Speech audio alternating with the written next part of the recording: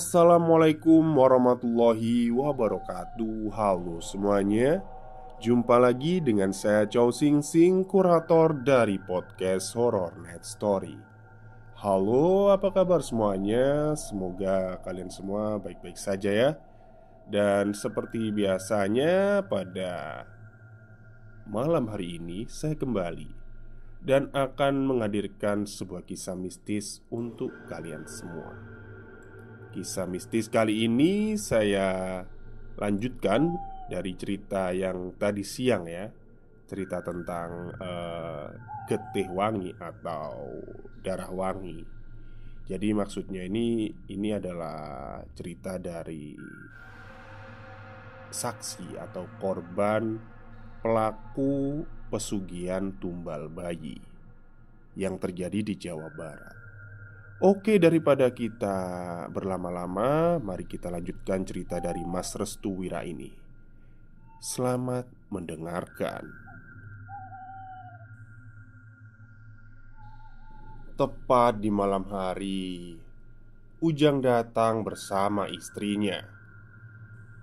Mereka berdua datang tidak dengan tangan kosong, melainkan membawa makanan yang diperuntukkan untuk makan malam bersama. Agus menyambut kedatangan mereka berdua. "Silahkan Kang Ujang dan istrinya," sambut Agus. "Waduh, udah menunggu ya?" ucap Ujang sambil tersenyum. "Iya Kang, Akang kan tamu." "Oh ya, kenalin nih Gus, ini istriku," ucap Ujang sambil mempersilahkan Agus memperkenalkan diri kepada istrinya. "Oh iya, nama saya Agus." "Saya Murni." Agus melihat ada sesuatu yang aneh dari sekujur tubuh istri Ujang. Di bagian kakinya sedikit membengkak. Tangannya juga agak keras seperti bukan tangan wanita. Lalu di bagian leher Murni terlihat bercak hitam. Namun Agus mencoba untuk merahasiakan kecurigaannya dengan bersikap biasa-biasa saja. Mereka bertiga pun ngobrol sejenak tepat di depan rumah sebelum makan malam itu dilaksanakan. Ketika mereka bertiga sedang ngobrol, tiba-tiba mata Ujang selalu melirik ke bagian dalam rumah. Ujang seperti mencari sesuatu yang memang berada di dalam rumah Agus sendiri. Lalu timbullah sebuah kecurigaan dari Ujang terkait Agus yang memang sengaja menyembunyikan istrinya dari hadapan mereka berdua. "Ngomong-ngomong, istrimu kok nggak ikut gabung ya?" tanya Ujang. "Sebentar lagi dia akan kemari kok," jawab Murni. "Istrinya namanya siapa, Kang?" tanya Murni. "Namanya Leli," jawab Agus. "Wah, namanya bagus ya. Pasti cantik orangnya," ucap Murni. "Waduh, hatur nuwun." Agus pura-pura tersanjung dengan pujian yang diberikan oleh Murni terhadap istri dan juga dirinya. Memang itu adalah permainan dari Agus sendiri agar tidak terjadi hal yang menyangkut pada kecurigaan di antara mereka berdua. Beberapa menit kemudian, Leli keluar dengan pakaian yang agak besar.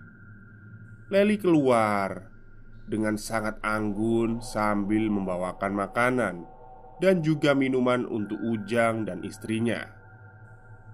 "Nah, ini istri saya," ucap Agus. Murni dan Ujang terpesona saat melihat dengan jelas wajah asri dan cantik dari Leli. Belum lagi dengan kondisi perutnya yang sedang hamil. Leli dengan anggunnya membawa makanan serta minuman tepat di hadapan mereka berdua. "Waduh, Teh Leli cantik banget ya," ucap Murni. "Aduh, hatur nuhun teh. Teteh juga cantik kok." Setelah menghidangkan makanan dan juga minuman, Leli pun ikut duduk tepat di samping Agus. Obrolan pun dimulai. Mula-mula, Ujang menanyakan mengenai usia kandungan dari si Leli. "Udah berapa bulan hamilnya?" tanya Ujang. 7 bulan, Kang," jawab Leli. "Wah, sebentar lagi ya?" tanya Ujang. "Iya." Setelah itu Murni pun meminta kepada Agus dan Leli untuk memegangi perut Leli. Murni seperti penasaran dengan perut Leli yang buncit itu. "Boleh aku memegang perutnya?" tanya Murni. Leli menghadapkan wajahnya ke Agus. Agus hanya menjawab dengan anggukan kepala. "Silahkan teh." Murni pun memegangi perut Leli dengan senang hati. Namun baru saja ia memegang perut Leli, tiba-tiba tangannya seperti tersetrum oleh sesuatu yang berada di dalam perut Leli. "Au! Kenapa teh?" tanya Leli. "Kok kayak ada setrum ya?" tanya balik Murni. "Kesetrum?" Ujang pun mulai penasaran dengan apa yang ada di balik perut Leli. Ujang sendiri merasa kalau Agus sudah tahu maksud dan tujuannya untuk mendatangi rumahnya. "Kok bisa kesetrum teh?" tanya Leli. "Gak tahu, kayak ada sesuatu di dalamnya," jelas Murni. Ujang pun langsung menatap Agus dengan tatapan yang sinis. Namun dengan beraninya, Agus juga menatap kembali mata Ujang. "Kenapa, Kang? Kok kayak gak seneng gitu?" tanya Agus. "Ah, enggak, cuma kaget aja," jelas Ujang. "Alah, aku sudah tahu kok tujuan kalian berdua kesini," jelas Agus. Ujang dan Murni saling menatap satu sama lain.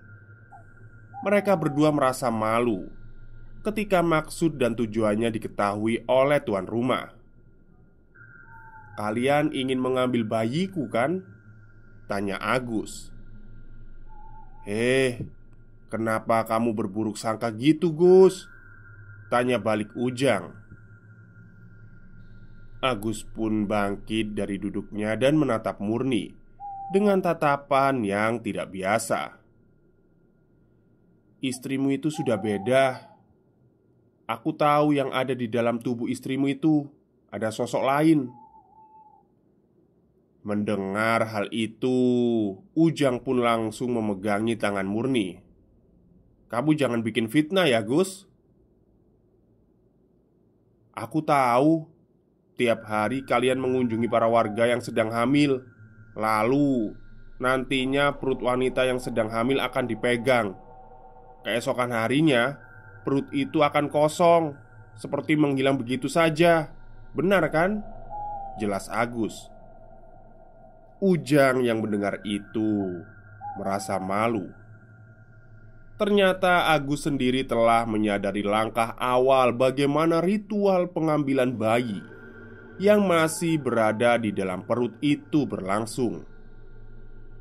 Namun, Agus bukan orang biasa. Ia sendiri mengetahui jejak langkah orang-orang yang pernah kedapatan bayinya kehilangan dan menyebarkan sebuah solusi agar membalurkan minyak di perut ibu hamil serta dilapisi dengan kain tapi agar bayi yang berada di dalam perut tidak bisa diambil oleh orang yang ingin melakukan pesugihan jenis ini. Sekarang, apakah kamu tega untuk mengambil anak dari temanmu sendiri? Tanya Agus. Ujang pun terdiam sejenak. Lambat laun diamnya menjadi sebuah tawa yang mengerikan. Hah, kamu memang curang, Gus. Hei, pesugihan itu lebih curang daripada kehidupan normal, Kang. Tapi, apakah kamu tahu jika pesugihan ini bisa mengantarkan kita pada kekayaan? Tanya Ujang. Agus pun menyuruh istrinya untuk masuk terlebih dahulu dan mengunci segala pintunya. Sedangkan Murni ia mundur ke arah belakang Ujang. Pergilah dari sini, Jang. Kamu telah membunuh bayi-bayi yang tidak berdosa. Baik, aku akan pergi. Ujang pun kemudian meninggalkan rumah Agus dengan langkah yang sedikit terburu-buru. Ia menyadari bahwa Agus bukanlah orang biasa. Bisa dibilang, Agus telah mengorek banyak informasi terkait pesugihan tumbal bayi ini. Sampai-sampai segala rencana yang dijalankan oleh Ujang benar-benar tidak berefek kepadanya. Ini menandakan bahwa rasa cinta dan kasih sayang Agus kepada istrinya jauh lebih besar. Setelah kepergian Ujang, Agus pun menyusul masuk ke dalam rumah. Dia melihat istrinya sudah pucat pasi dan menampakkan wajah dengan ekspresi yang takut. Kang, Leli takut. Agus pun langsung memeluk istrinya dan berkata, sabar ya, kita akan melewati hal ini sampai si jabang bayi lahir. Sabar.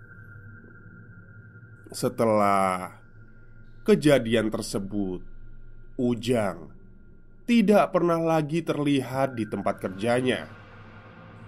Ada yang bilang Ujang keluar dari kerjanya dan memilih untuk mencari pekerjaan lain. Namun, Agus menyadari bahwa alasan Ujang tidak bekerja lagi adalah karena dirinya merasa malu terhadap dirinya. Maksudnya Agusnya ini ya. Oke.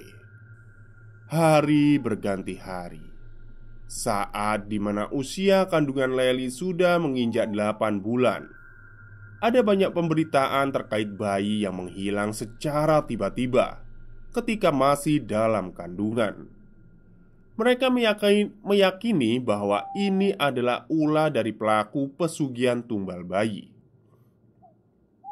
Agus yang mendapatkan pemberitaan itu langsung mengarah kepada Ujang dan juga istrinya.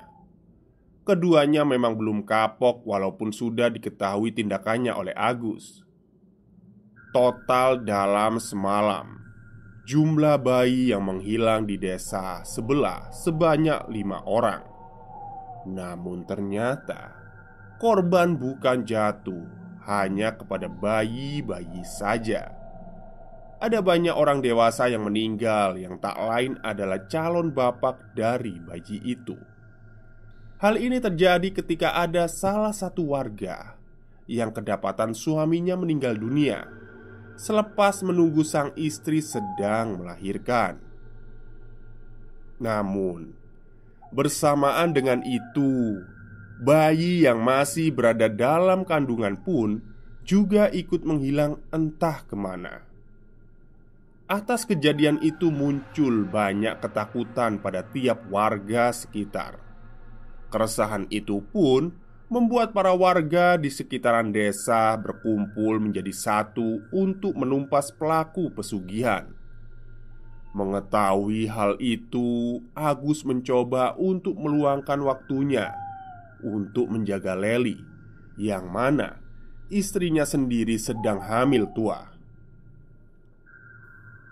Kang, sudah dengar kabar dari warga sekitar? Tanya Leli. Udah. Ini pasti ulah dari Ujang dan istrinya, Neng. Jelas Agus. Kang, apa kita harus pindah rumah saja? Tanya Leli. Kenapa memangnya, Neng? Tanya Agus. Nggak apa-apa, Kang. Leli cuma takut aja." Leli terus-terusan memegangi perutnya yang sudah membuncit itu. Kemungkinan besar beberapa minggu ke depan Leli akan segera melahirkan. Agus juga menyadari hal yang sama mengenai prasangka Leli terkait teror hilangnya banyak bayi dan juga banyaknya orang dewasa yang meninggal secara tiba-tiba. Sementara itu maksudnya di beberapa warga yang telah berkumpul di suatu tempat untuk membahas satu permasalahan yang sangat meresahkan ini, mereka pun merencanakan sebuah sesuatu agar hal yang sama tidak terjadi kembali. Solusi yang diputuskan adalah yang pertama, meminimalisir terjadinya pencurian bayi ketika ada salah satu warga yang hendak melahirkan tepat di malam hari. Yang kedua, melakukan penjagaan yang ketat di saat hendak melahirkan.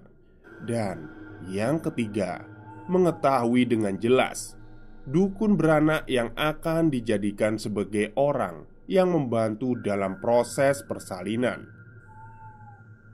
Sementara itu, mereka juga akan memagari tiap rumah warga dengan menggunakan bambu kuning dan lonceng yang telah dijadikan sebagai media penanda ketika akan terjadinya pencurian bayi. Bambu kuning sendiri memiliki fungsi untuk melemahkan orang yang akan memasuki rumah itu. Jika orang yang memasuki rumah itu memiliki ilmu hitam, bambu kuning akan siap menyerap energi itu dan menetralisirkannya secara cepat. Sedangkan lonceng yang telah dijadikan media tersebut berfungsi sebagai media penanda orang-orang yang ada di sekitaran rumah ketika yang memasuki rumah tersebut memiliki kehendak yang sangat buruk, dengan tujuan mencuri bayi yang akan dilahirkan. Setelah disepakati, akhirnya mereka memberitahu hal ini kepada banyaknya warga sekitar, terutama pada mereka yang memiliki istri yang sedang hamil. Alhasil, para warga merasa aman dan tenang ketika solusi itu sendiri telah memberikan hal yang bersifat kondusif terkait permasalahan yang sedang menimpa desanya. Singkat cerita, sesaat sebelum Leli melahirkan, dia meminta kepada Agus untuk dicarikan seorang dukun beranak yang akan dijadikan sebagai perantara dari proses persalinannya. Hal ini dikarenakan jika masa melahirkan telah tiba, Agus tidak usah repot-repot untuk mencari secara mendadak terkait dukun beranak yang akan membantu proses persalinan Leli. Akhirnya Agus pun mencari seseorang dukun beranak yang akan dijadikan sebagai perantara dari persalinan istrinya itu. Dipilihlah seorang dukun beranak bernama Cek Yati. Dia adalah salah satu dukun beranak yang sangat terkenal dan legenda di tempatnya. Cek Yati telah beberapa kali menolong banyaknya para warga yang sedang melahirkan. Secara pengalaman, Cek Yati sudah sangat berpengalaman, jam terbangnya tinggi. Akhirnya Cek Yatilah yang menjadi pilihan saat itu. Beberapa hari kemudian, Leli sering mengeluh karena dirinya sering sekali mules. Sepertinya sebentar lagi Leli akan segera melahirkan. Saat itu Agus telah bersiaga penuh dan melaporkan hal ini kepada para warga yang ada di sekitarnya. Berita ini pun tersebar luas bahwa Agus akan melahirkan anak pertama. Tepat di malam harinya, beberapa warga membantu proses persalinan dari si Leli. Sebelum akhirnya Cek Yati tiba, para warga telah menempelkan bambu kuning di sekitaran rumah Agus. Lalu tidak lupa pula untuk memasang lonceng di dalam rumah. Setelah semuanya telah usai, akhirnya Cek Yati datang sembari menutup wajahnya. Memang, dukun beranak di desa itu harus menutupi wajahnya agar tidak diketahui oleh pelaku pesugihan. Akan tetapi, saat itu para warga sedang disibukkan dengan mengobrol di sekitaran rumah Agus. Bersamaan dengan itu, Agus sedang menjaga istrinya yang sebentar lagi akan melahirkan. Namun, kejadian yang aneh tiba-tiba terjadi saat Cek Yati akan memasuki rumah. Seluruh orang yang ada di sekitaran rumah tiba-tiba terlelap untuk tidur. Kena sirep ya. Lalu, dengan cepat Cek Yati mencopoti seluruh bambu kuning yang terpasang. Bersamaan dengan itu, dia juga memasuki rumah dengan santai tanpa kendala apapun. Setelah memasuki rumah, Cek Yati pun menyuruh kepada Agus untuk keluar karena persalinan akan dimulai. Setelah Agus keluar, tiba-tiba lonceng berbunyi. Awalnya Agus tidak curiga. Mungkin saja lonceng berbunyi itu akibat dari angin yang masuk ke dalam rumahnya. Tapi setelah Cek Yati menutup pintu dan menguncinya, kondisi di dalam rumah pun menjadi berbeda. Tiba-tiba hawanya sangat panas hingga membuat Leli merasa gelah. Dan manakala proses persalinan akan dimulai, lonceng pun berbunyi dengan sangat kencang. Agus yang berada di luar langsung terkejut ketika mendengar lonceng itu. Dan yang lebih mengejutkan lagi, ia telah melihat para warga sudah terkapar di samping rumahnya. Agus pun langsung berupaya untuk membangunkan para warga. Namun mereka seperti tersilap dalam tidur. Sementara itu, persalinan Leli pun akan segera dimulai. Namun, saat persalinan akan dimulai, Cek Yati ternyata membuka tudung penutup kepala dan wajahnya. Dan ternyata yang mereka kira itu adalah Cek Yati, ternyata bukan. Di balik tudung palsu itu adalah si Murni, istri dari Ujang. Murni tersenyum dan berkata kepada Leli, "Teh, kita ketemu lagi ya." Kamu kan Murni?" "Iya teh." Bayinya teteh sangat wangi." Lonceng terus berbunyi hingga memberikan kebisingan di dalam rumah. "Teteh sudah siap?" tanya Murni. Leli mencoba untuk menghindar di saat kedua tangan Murni hendak memegangi perut Leli. Namun, di saat yang bersamaan, Agus langsung mendobrak pintu dan menusukkan sebuah bambu kuning tepat di bagian punggung Murni. Di saat yang bersamaan, wajah Murni berubah menjadi seperti siluman. Lidahnya sangat panjang dan memiliki sorot mata yang tajam serta berwarna kemerahan. Murni pun melarikan diri lewat bagian belakang rumah. Secara bersamaan, para warga langsung terbangun. Agus langsung keluar dan meminta tolong kepada para warga untuk mengejar Murni yang saat ini sedang melarikan diri. Para warga pun langsung mencari seorang wanita yang sedang berlari sambil menahan luka yang ada di bagian punggungnya.